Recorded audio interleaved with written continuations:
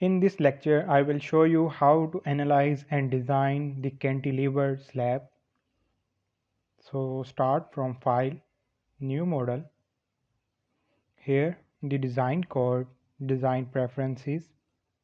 For example, which code you want to use, which design parameters means factors for the design.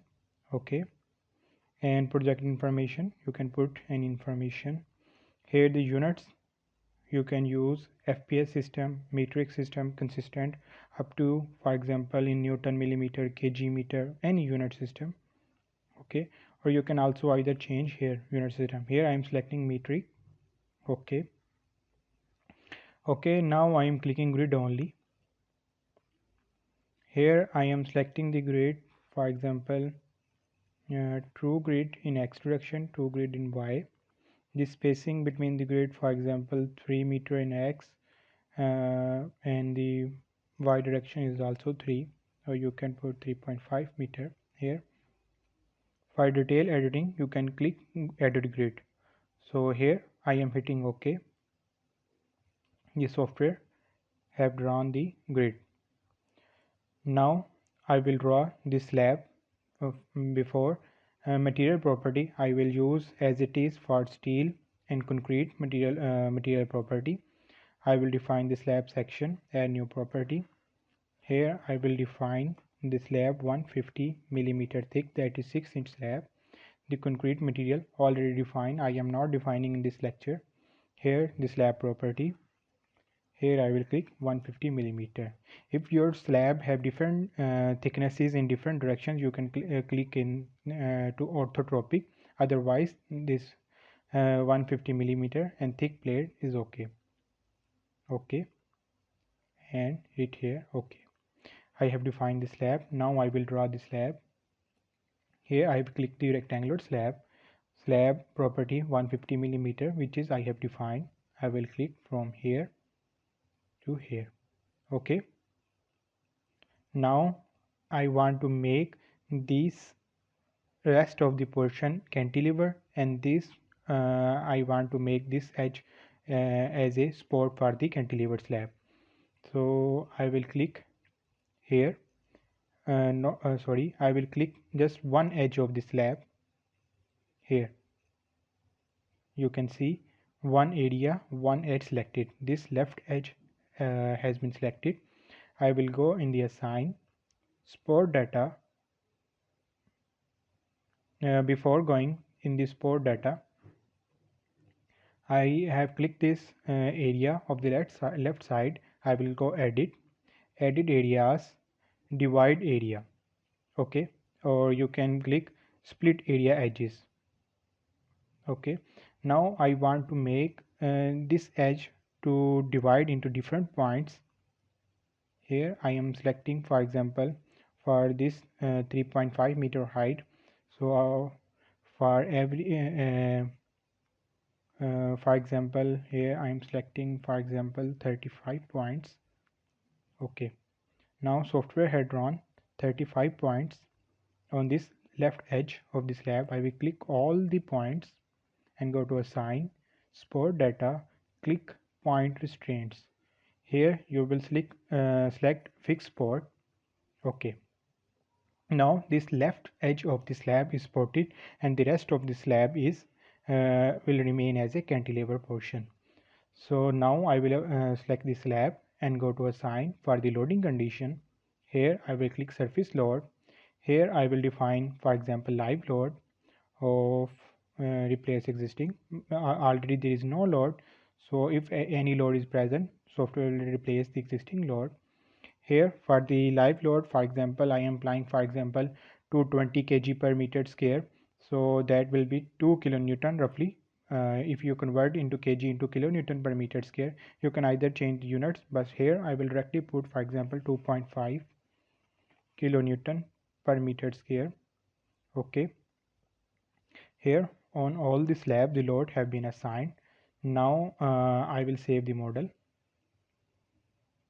Okay, here I will save the model with name cantilever slab. Okay, now model have been saved. Now I will go into the run and click on automatic slab mesh options. Here I have to divide this slab portion into small portions for the finite element analysis.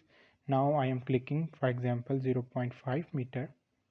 Okay, when I run the analysis, software make it 0.5 meter by 0.5 meter box of this slab. Now I will run analysis and design.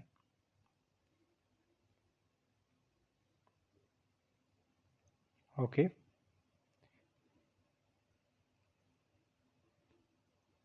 okay, now you can see due to the fixed spot at this left edge, the deformation is 0, but as you move towards the right, the deformation is more.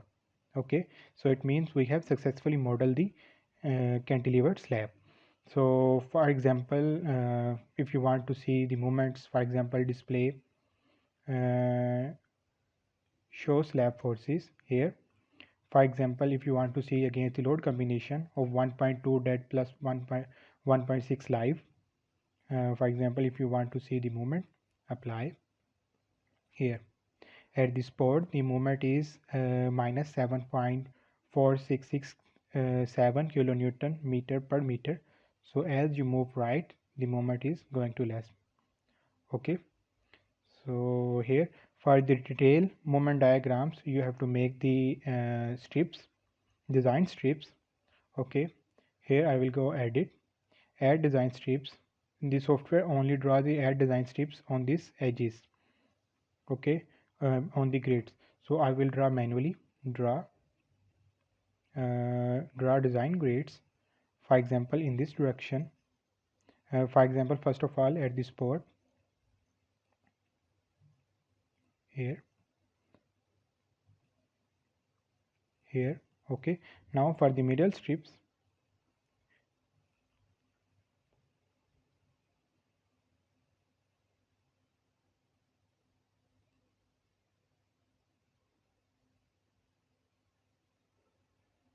Okay, you can make as much as many you required. You can draw many design strips. Why I have drawn, I want to see the movement at this section. For example, I am running this analysis and design. Now I will go display, show strip forces. In the strip forces against the combination, there is one combination 1.4 dead according to ACI, 1.2 dead plus 1.6 live in this combination. I will show it in this combination what load parameters are there. First of all, I want to see this against this combination. Apply here. You can clearly see the movement diagrams here. At this spot, the movement diagram is now, this is not per unit meter, this is the full value kilonewton meter, not the per meter. So here at this spot, the maximum moment is 1,111 kilonewton meter, and it is reducing towards the free end. Okay, so let's see in the define load combinations. Here is two combinations, modify 1.4 dead. Sorry, again the same is selected here, 1.2 dead plus 1.6 live. If you do not define, software automatically generate the load combinations. You can also create by yourself. Okay, now I will show the design. For the design, you have to again go display, show slab design. Okay, for example, here it's there are two different methods for design. There is strip base and finite element. In this lecture, I will show with finite element based. Okay, for example, in the one direction, this is x direction is one direction, top rebar. How many top rebars are required? Apply here. You can see 836 millimeters square per meter here, and it is reducing to the right side. It's a top. Now bottom in this direction, apply. Okay, you can see no steel is required because tension is now on the upward side and reinforcement will be required on the upward side, not the bottom side. So that's the results are too much good. Apply here.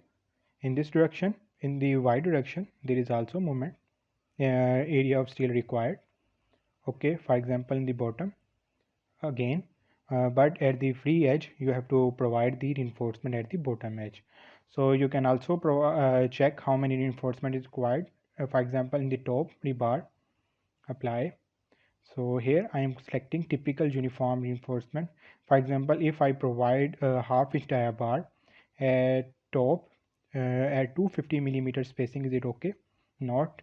So I am reducing, for example, 150 millimeter at the top, apply. So it's okay. If I provide the half-inch dia, means 14 millimeter bar area at the spacing of 150 millimeter, that will be okay. So let's see for the bottom, that is also okay. But make sure that you have emphasized the minimum criteria. Impose minimum, apply. So in the minimum there is some steel is required. I am again making it to for example apply. So minimum criteria is okay. So again checking the top rebar, apply, again okay. For this in the y direction is also okay, apply. For this direction is also okay. So if you spacing provide in these in the x and y direction at this top and bottom, your design will be okay. So that's all for the cantilever slab. You can also see the detailing that is I have shown in the previous videos. So that's all. Have a nice day.